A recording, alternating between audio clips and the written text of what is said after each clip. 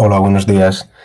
Esta es la grabación de nuestra tercera clase en diferido. Em, Antes de empezar, sí que quiero pediros disculpas porque revisando las grabaciones me he dado cuenta de que al no haber cerrado yo mi micrófono, los vídeos se oyen mal, se acoplan.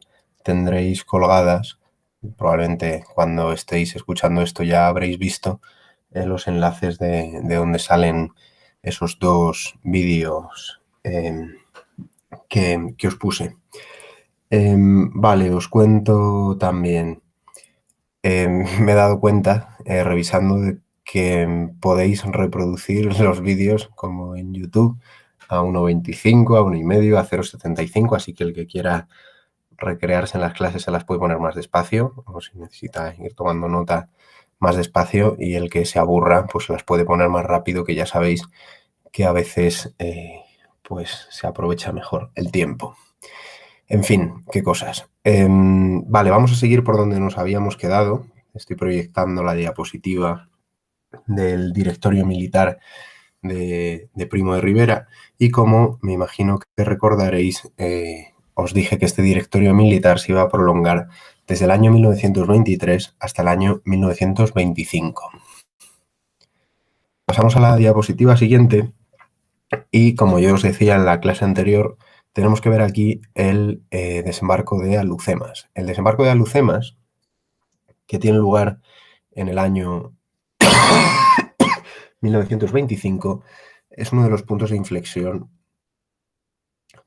para la dictadura, por lo que representa como cenit o como momento de mayor popularidad del disculpad, del dictador. El desembarco de Alhucemas tiene lugar el 8 de septiembre del año 1925 y es una operación anfibia muy importante desde el punto de vista estratégico y militar, em, llevada a cabo por tropas españolas y francesas. Al frente de las tropas españolas está el propio dictador, el general Primo de Rivera. Aquí lo tenemos en un cuadro propagandístico hecho poco tiempo después. Aquí tenemos una fotografía de este desembarco. Por parte de Francia, quien organiza el desembarco es el general Petain. El general Petain quizá a alguno le suene porque había sido jefe del Estado Mayor del ejército francés durante la Primera Guerra Mundial, y porque es el líder político de la Francia de Vichy, del Estado colaboracionista que durante la Segunda Guerra Mundial se creará en el sur de ese país. Bueno, el desembarco de Alhucemas es el principio del fin de la guerra en Marruecos. Y desde este punto de vista, pues va a ser uno de los hitos que el dictador pueda incluir como uno de sus méritos, ¿no? Vine a poner fin al problema marroquí y lo hice, podrá decir Primo de Rivera a partir de esta fecha. Entre los años 1926 y 1927, cuando ya el directorio militar haya dado paso al directorio civil, termina la guerra de Marruecos. Abdelkrim se rinde ante los franceses. De hecho, los franceses acabarán por deportarlo a la isla de Reunión cuando él se entregue, y esto permite la pacificación de Marruecos. La pacificación que no es otra cosa que la derrota de las cabilas, la derrota de las tribus rifeñas, prácticamente 20 años después de que este conflicto se iniciase, prácticamente 2 décadas después de que se crease el protectorado español en Marruecos.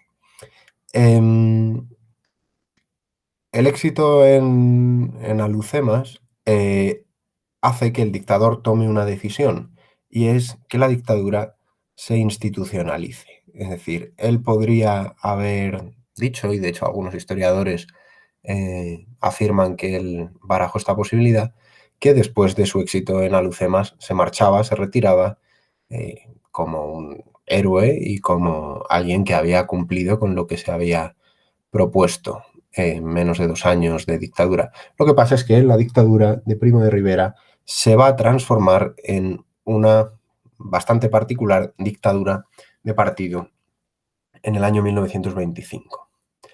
Pasamos a la diapositiva siguiente y vemos que entre los años 1925 y 1930 existe en España el Directorio Civil. El Directorio Civil estaría compuesto por, o estaría integrado por los gobiernos, ya no solo formados por militares, sino por militares y civiles. Esto es importante también tenerlo en cuenta. Los militares no desaparecen de los gobiernos de Primo de Rivera a partir de 1925. Lo que se integra es a civiles en estos gobiernos. Y el partido, o más o menos partido del régimen, va a ser la Unión Patriótica. La Unión Patriótica está formada por distintas agrupaciones o distintas uniones patrióticas locales que se agrupan en una Unión Patriótica Nacional. Su fundación es bastante difusa, pero hay que buscarla en abril del año 1924, y su ideología, también bastante difusa, puede ser caracterizada con algunos de estos adjetivos que yo pongo por aquí.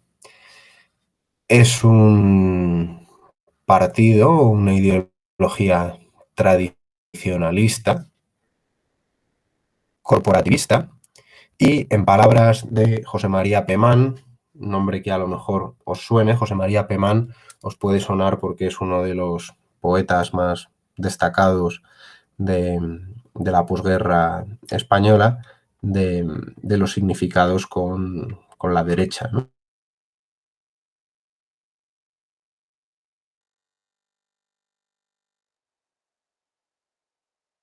José María Pemán, que también es uno de los defensores de la dictadura de Primo de Rivera, define este régimen como social cristiano, es decir, como un régimen que tiene unos ideales sociales o socialistas, pero no socialistas desde el punto de vista de la ideología marxista, sino desde la ideología social de la doctrina social de la Iglesia. Acordaos de la encíclica Rerum Novarum de León XIII de finales del siglo XIX, y al mismo tiempo cristiano, es decir, que toma sus ideales de la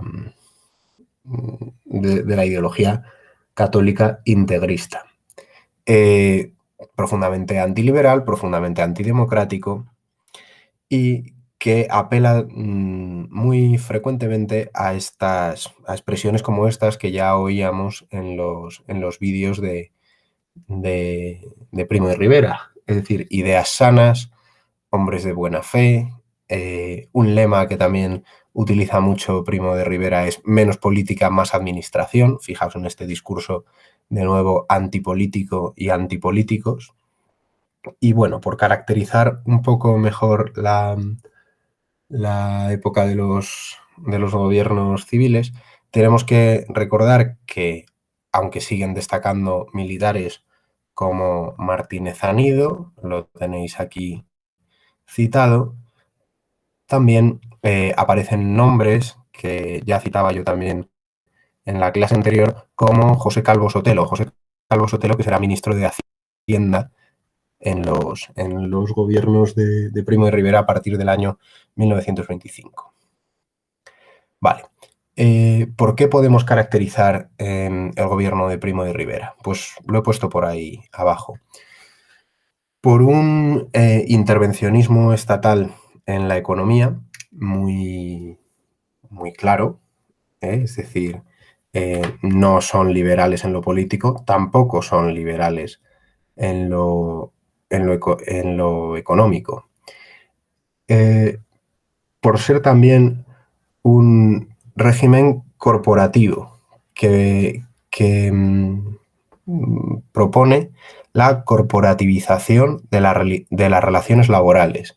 Y alguno dirá, yo no sé lo que es el corporativismo. Pues no te preocupes, que yo te lo voy a explicar. El corporativismo lo podemos definir como una doctrina económico-social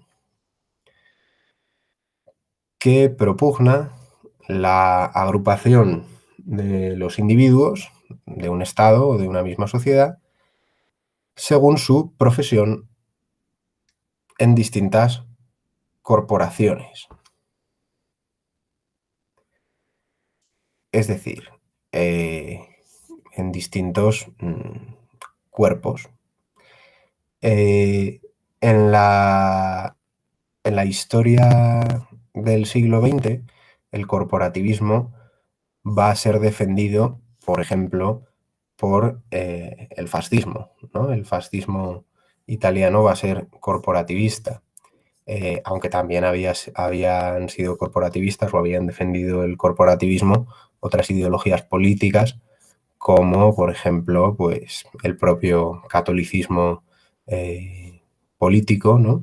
En Italia o en otros países pues también habían defendido este modelo, que busca atacar a los sindicatos y que busca atacar a aquellos que defienden que existe una lucha de clase, obviamente el movimiento obrero.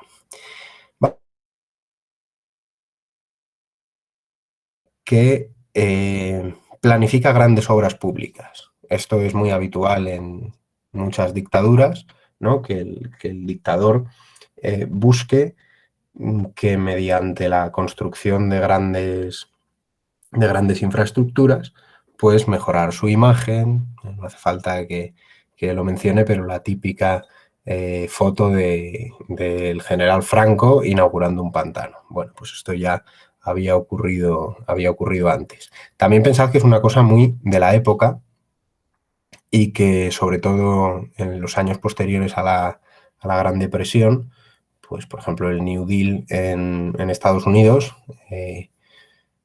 que organizan el presidente Franklin Delano Roosevelt y su consejero John Maynard Keynes, pues también defiende la creación de grandes obras públicas. Los años 20 y los años 30 son una época en la que se hacen grandes obras públicas. Y aquí en España, por ejemplo, en la dictadura de Primo de Rivera, se crean las confederaciones hidrográficas, que es una creación española y que es muy útil, sobre todo para la planificación hídrica, ¿no? La creación de embalses, pantanos. Lo de los pantanos de Franco ya existían durante la República y que existían incluso durante la dictadura de Primo de Rivera. También la creación de monopolios estatales, es decir, de empresas públicas con gran inversión de capital estatal. Algunas de estas siguen existiendo a día de hoy. La Telefónica se crea en el año 1924, la empresa petrolera estatal CAMSA, que ya no es una empresa pública, pero que sigue existiendo, y la empresa de transporte aéreo Iberia se crean en el año 1927, por mencionar simplemente algunas.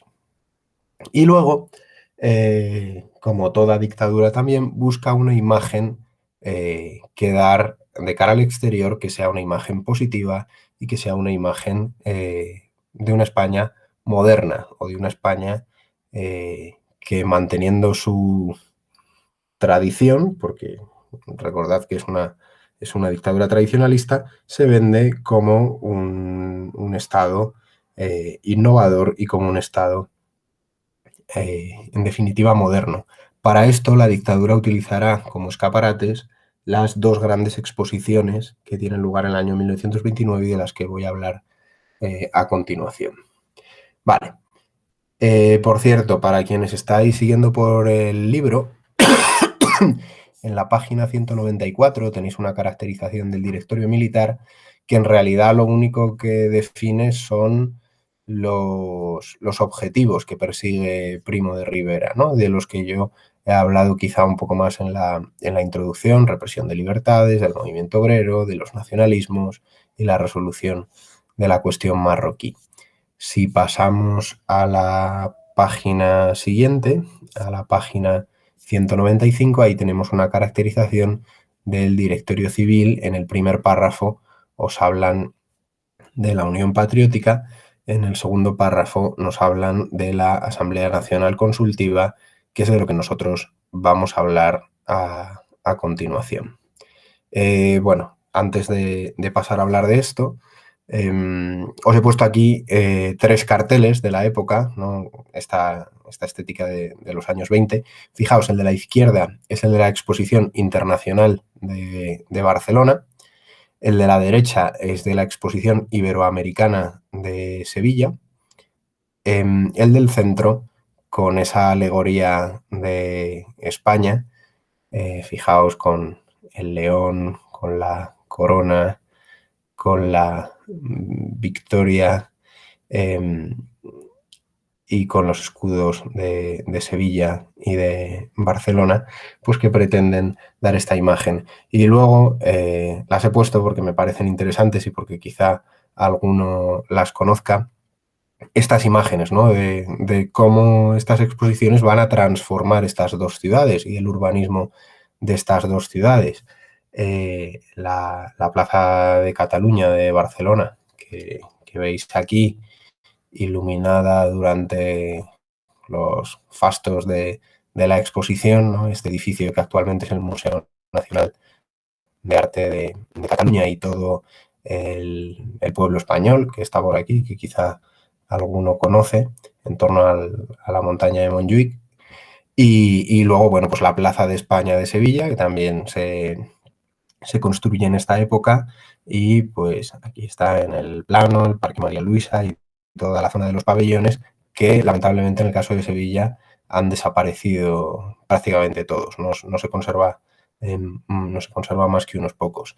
Y luego también he puesto esta imagen, aunque ha quedado aquí muy pequeña, en la cual está el rey Alfonso XIII en el pabellón de Alemania. El pabellón de Alemania en la exposición universal, lo traigo un momento al frente para que lo veáis.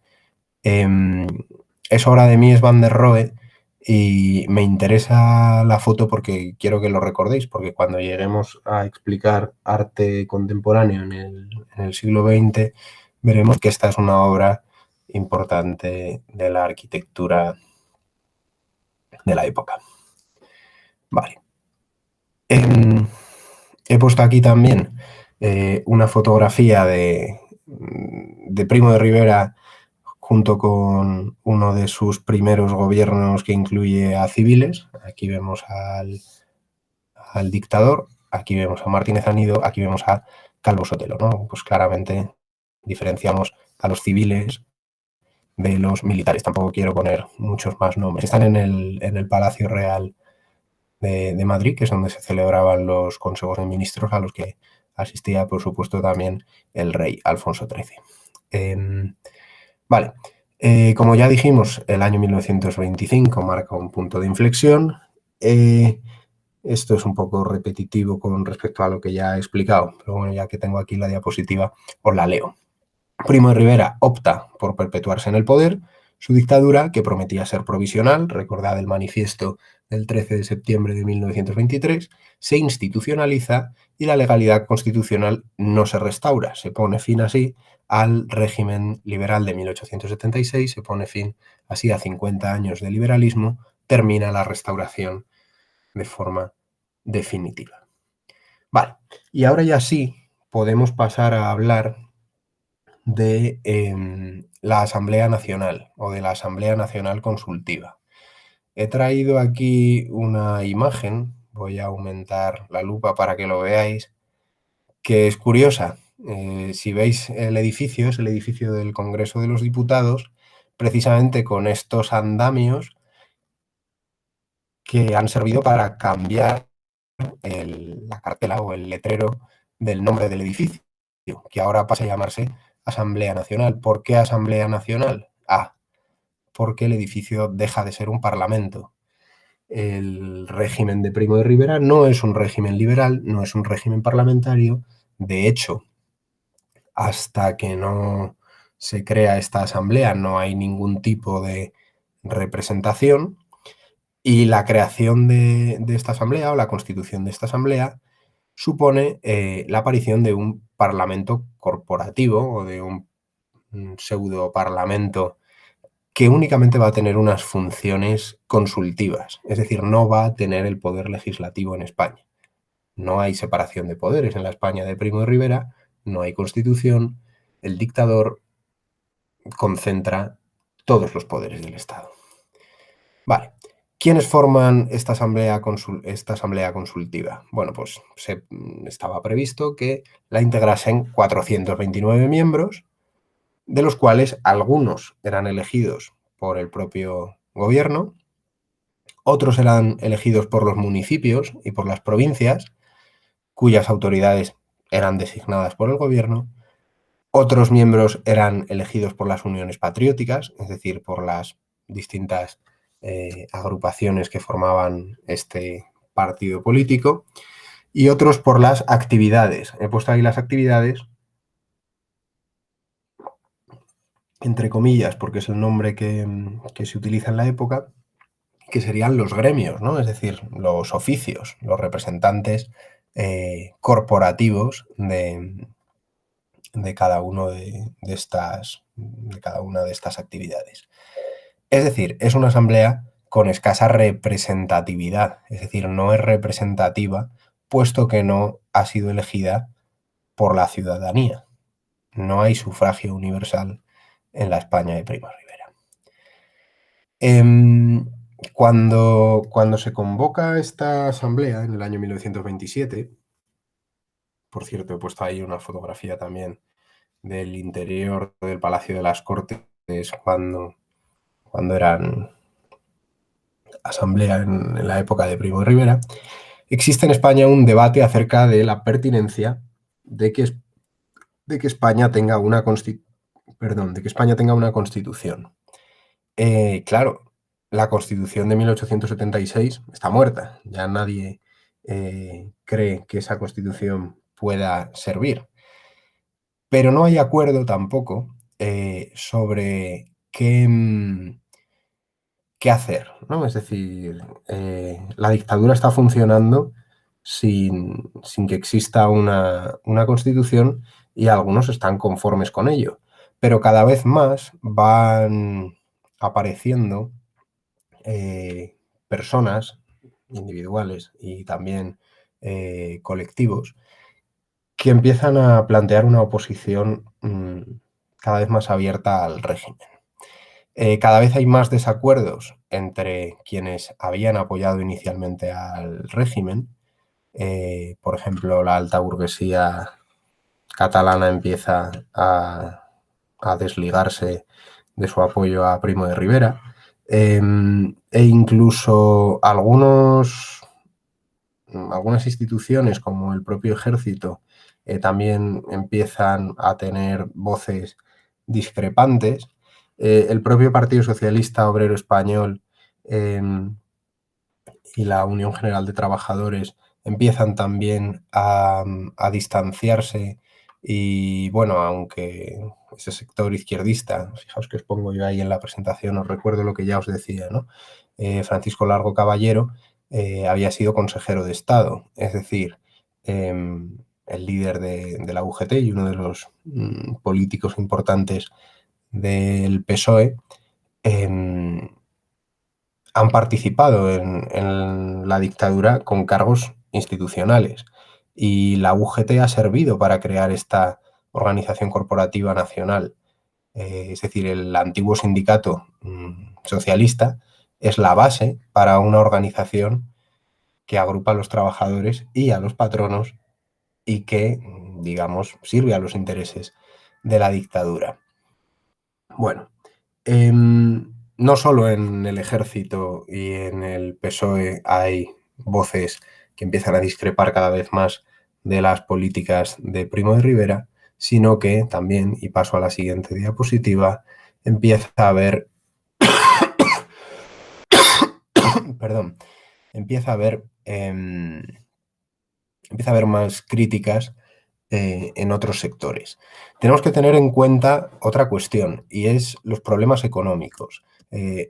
Para esto también es muy útil tener una imagen o tener una perspectiva internacional y saber cuáles son las dinámicas económicas que ocurren en Europa y en el mundo.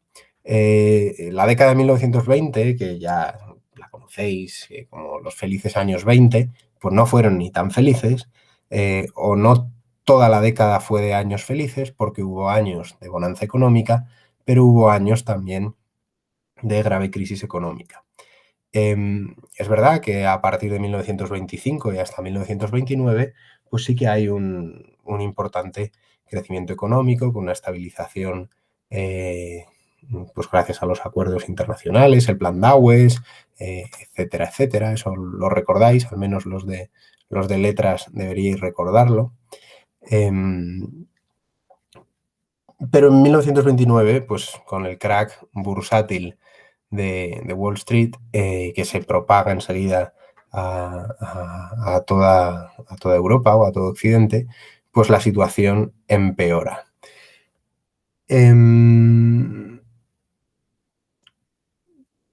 ¿Cuáles son los grupos críticos? Bueno, pues el sector liberal del PSOE, con Julián Besteiro o con Indalecio Prieto, lo pongo por aquí también.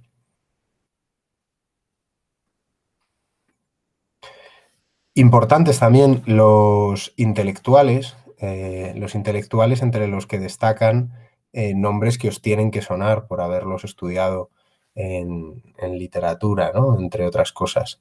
Miguel de Unamuno, Manuel Azaña, Fernando de los Ríos, Gregorio Marañón. No me he resistido a poner unas fotos, que las pongo siempre, que son estas.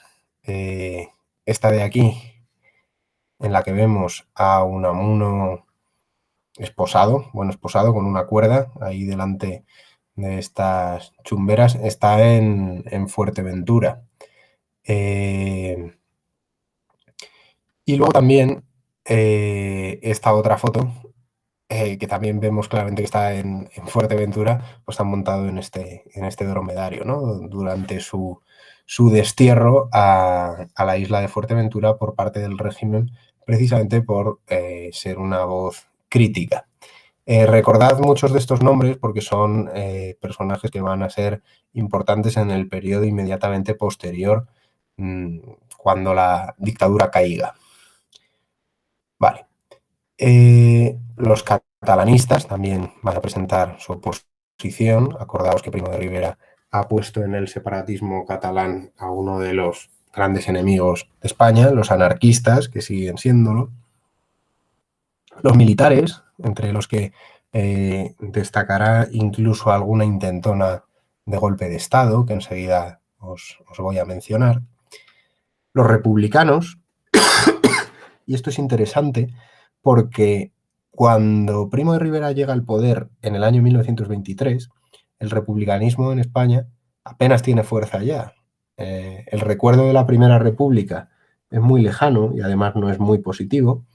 Y la ideología republicana ha perdido mucha fuerza. Pero durante los años de dictadura, la idea de la república, mejor que la república, la idea de la república va a ir cobrando fuerza en España.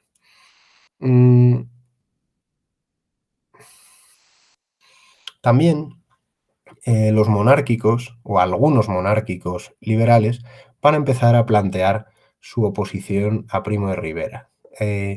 Con un discurso a lo mejor no tan maximalista, que lo que argumenta es, bueno, la dictadura se está alargando demasiado tiempo, el paréntesis podría haber tenido su justificación, pero no puede ser que España siga con un militar al frente del gobierno. Hace falta volver a la normalidad liberal. Y uno de los problemas que existe aquí, y que es una reflexión que me gustaría hacer, porque creo que es pertinente también, incluso es pertinente desde el punto de vista de nuestra época, es que el golpe de Estado de 1923 ha sido nefasto no solo por lo que ha traído o por el régimen político que ha traído, sino porque ha convencido al conjunto de la sociedad española, izquierda y derecha, monárquica y republicana, obrera o liberal, de que es legítimo utilizar la violencia o utilizar la fuerza o utilizar medios antidemocráticos para instaurar un nuevo régimen. Incluso aunque este régimen sea un régimen democrático y liberal. Es decir, el golpe de Estado ha supuesto un punto de inflexión y ha supuesto lo que yo os decía en la clase anterior, y es que ya no hay una cultura democrática extendida entre la población. Y esto es importante, porque una democracia en una sociedad no democrática no tiene perspectivas de progresar, ¿eh? Y bueno, que sirva la reflexión para lo que pueda servir. Vale, en último lugar, he puesto yo aquí, si también empieza a ser un opositor a la propia dictadura el rey.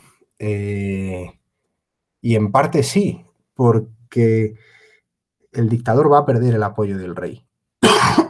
Igual que el rey se lo dio, el rey se lo quitó. Cuando tiene lugar el día o la noche de San Juan, el 24 de junio del año 1926, un intento de golpe de Estado, la sanjuanada, liderado por militares, pero en el que participa también políticos.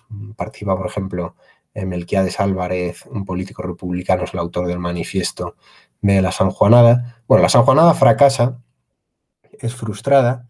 Existe ahí cierto recelo de que eso pueda volver a ocurrir, y de hecho, entre el 28 y el 29 de enero del año 1929 tiene lugar otro intento de golpe de Estado, fallido, o entre comillas fallido, en este caso liderado por el político liberal José Sánchez Guerra. El golpe de Estado falla en tanto a que no consigue su objetivo de hacerse con el poder. Pero es un golpe de Estado en el que algunos historiadores piensan, y yo creo que es muy probable, que era un golpe de Estado conocido por el rey. Y si era conocido por el rey, en cierto modo era autorizado por el rey. Miguel Primo de Rivera se da cuenta de una cosa, y es que ha perdido el apoyo incluso del propio Alfonso XIII. De esta forma, el día 30 de enero del año 1929, Miguel Primo de Rivera presenta su dimisión a Alfonso XIII y se marcha al exilio a Francia.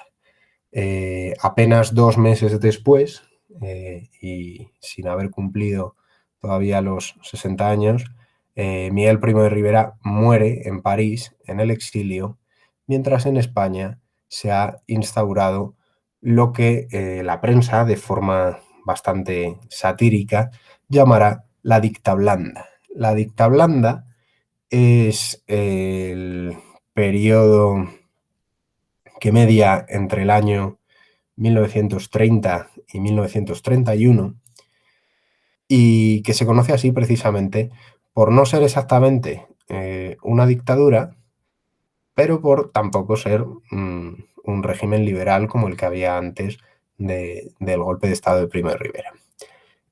A partir de la oposición que se ha hecho a Primo de Rivera, a partir del golpe de Estado y a partir de su dimisión, por cierto, la dimisión de Primo de Rivera la tenéis en el libro, en el tercer párrafo de la página, del 8.4 en la página 195, pero no cuenta por qué dimite.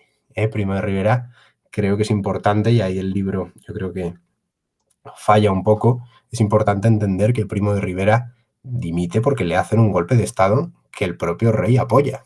Es decir, es una situación muy crítica para él.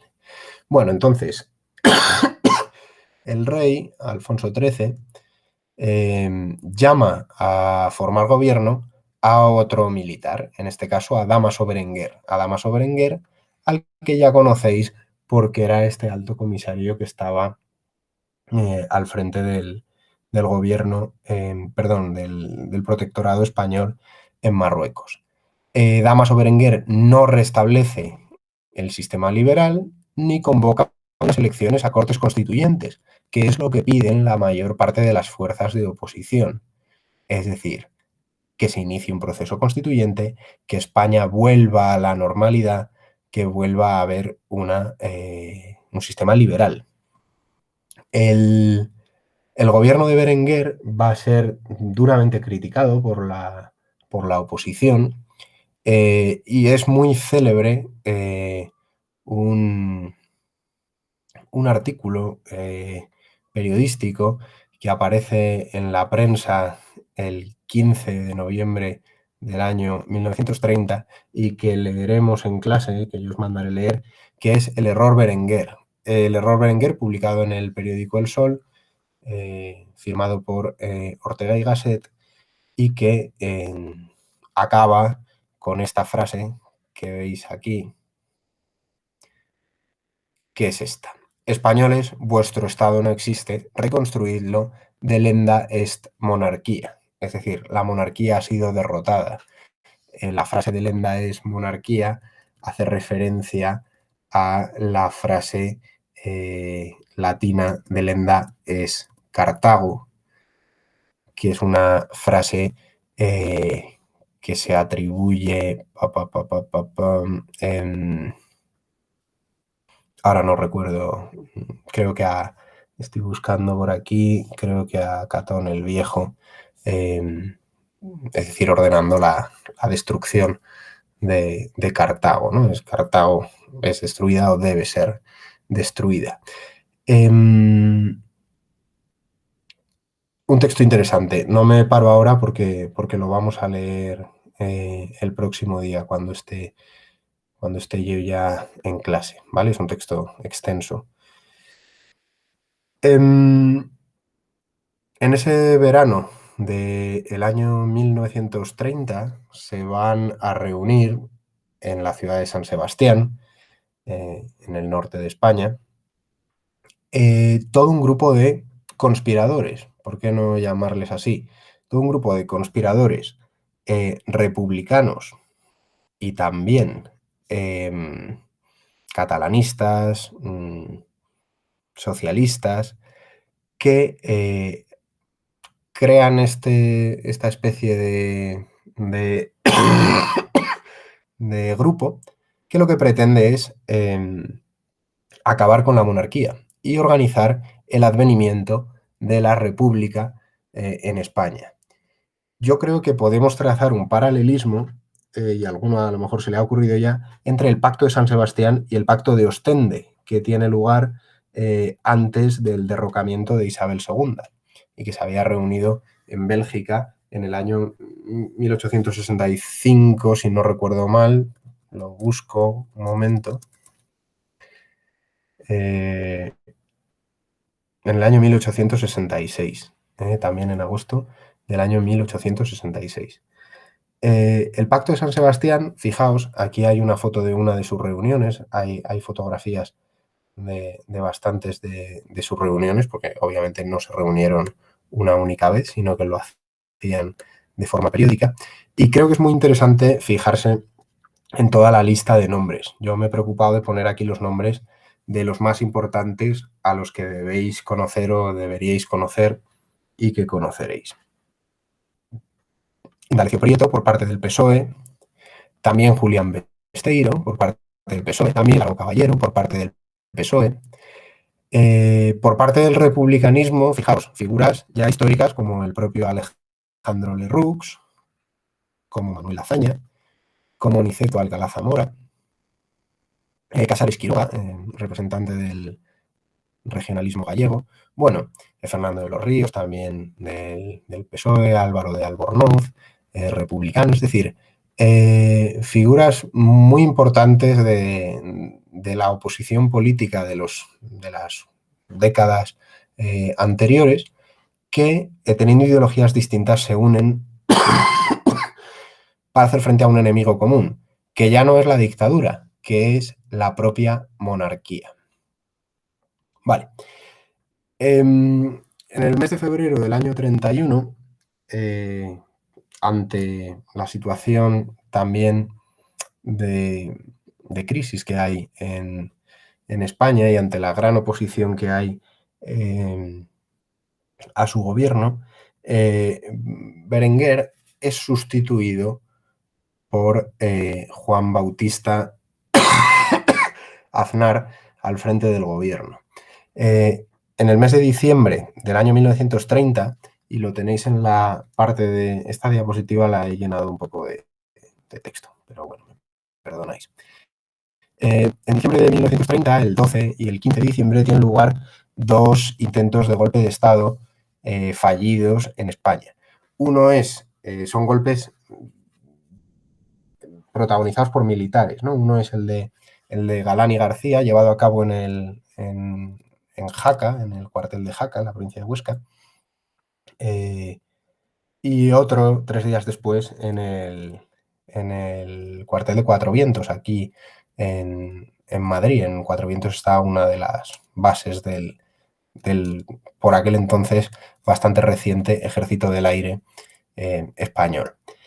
Bueno, el gobierno de Juan Bautista Aznar, por cierto, creo que Juan Bautista Aznar también tiene relación con José María Aznar. No sé qué parentesco existe entre ellos, pero también existe algún tipo de parentesco. Yo ahora mismo no. Que sí, es su tío abuelo también. Es hermano del abuelo de José María Aznar, que sería presidente del gobierno hace justo 25 años, ¿no? que Aznar fue elegido presidente. Bueno, el gobierno de Aznar es un gobierno que aúna distintas corrientes políticas, entre las que destacan una más derechista, que sería la de La Cierva, el ingeniero y militar español inventor del autogiro, y otra la del conde de Romanones, este político liberal y amigo personal muy cercano al rey Alfonso XIII. Y al gobierno de Juan Bautista Aznar, que será el último de la monarquía, será el que tenga que hacer frente ya al crecimiento cada vez más destacado del republicanismo en España, y ahí tenéis una fotografía en la que aparece el acto fundacional de la agrupación al servicio de la República, en la que veis también caras y nombres conocidos, o eso espero, como son Antonio Machado, Gregorio Marañón, José Ortega y Gasset y Ramón Pérez de Ayala.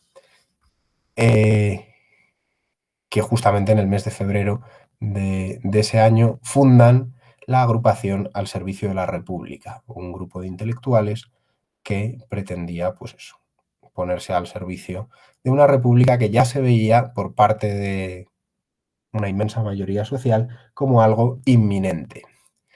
¿Cuándo va a convertirse la república ya prácticamente en una realidad? Pues cuando el 12 de abril de ese año se celebren elecciones municipales en España.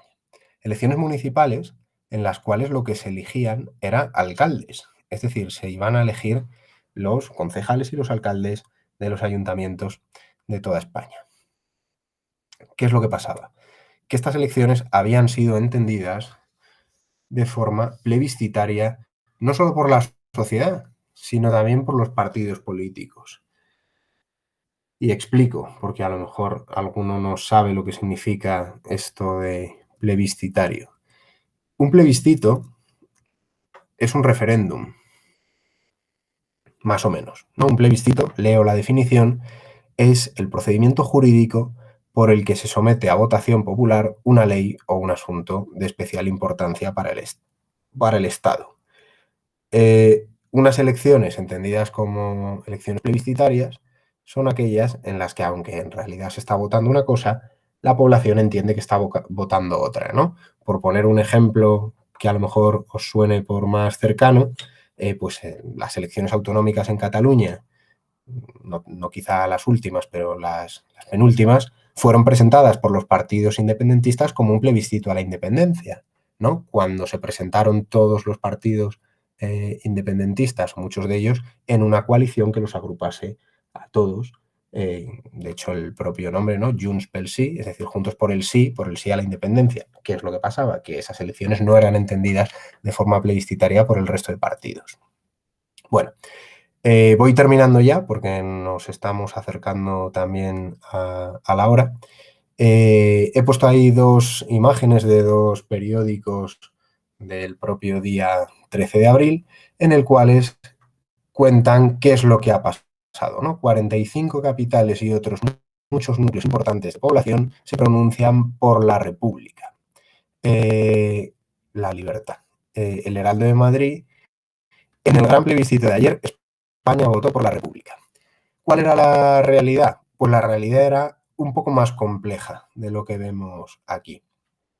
En este mapa de España aparecen en verde, la leyenda está muy pequeñita, las provincias en las cuales, las capitales de provincias en las cuales hay una mayoría de partidos republicanos o por la República. Si os fijáis, son prácticamente todas, ¿no? Pues 45 capitales votaron a favor de la República. Fijaos que salvo Castilla la Vieja, Álava, Navarra y los archipiélagos, en el resto de capitales de provincia ha ganado la República, fundamentalmente en las ciudades importantes, Madrid, Barcelona, Valencia, Sevilla, Málaga, Zaragoza, Bilbao, es decir, Asturias, es decir, en casi todas las zonas y en las más pobladas han ganado las candidaturas republicanas. Aquí tenéis la distribución de concejales en todos los municipios de España y si os fijáis, prácticamente empatados, pero hay más concejales monárquicos que concejales republicanos, ¿no? Un 41,2% frente a un 39%. Pero en las capitales de provincia el resultado es muy distinto. 953 concejales republicanos frente a 602 concejales monárquicos. Es decir, prácticamente pues no son 2/3 partes, pero casi, bueno, no está cerca del 60%, son republicanos en las capitales de provincias.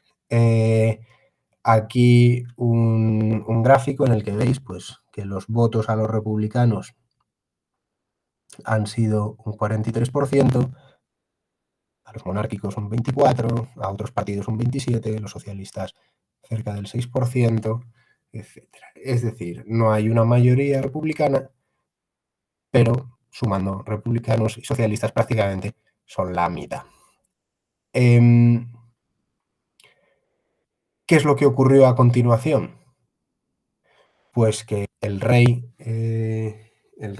Alfonso XIII pactó con el, digamos, comité revolucionario que se había creado por parte de los miembros del Pacto de San Sebastián, mediante un encuentro de romanones con ellos en casa de Gregorio Marañón, hablaremos de ello el próximo día, su salida de España. En el día 14 de abril, el rey salía de Madrid rumbo a Cartagena en coche para allí embarcarse hacia el exilio en Francia. Las circunstancias fueron muy apresuradas o muy aceleradas y el propio 14 de abril se hizo en el Ministerio de la Gobernación, en la Puerta del Sol de Madrid, en el edificio que ahora mismo es sede del gobierno autonómico, la bandera republicana que ya había sido izada en algunos otros edificios oficiales.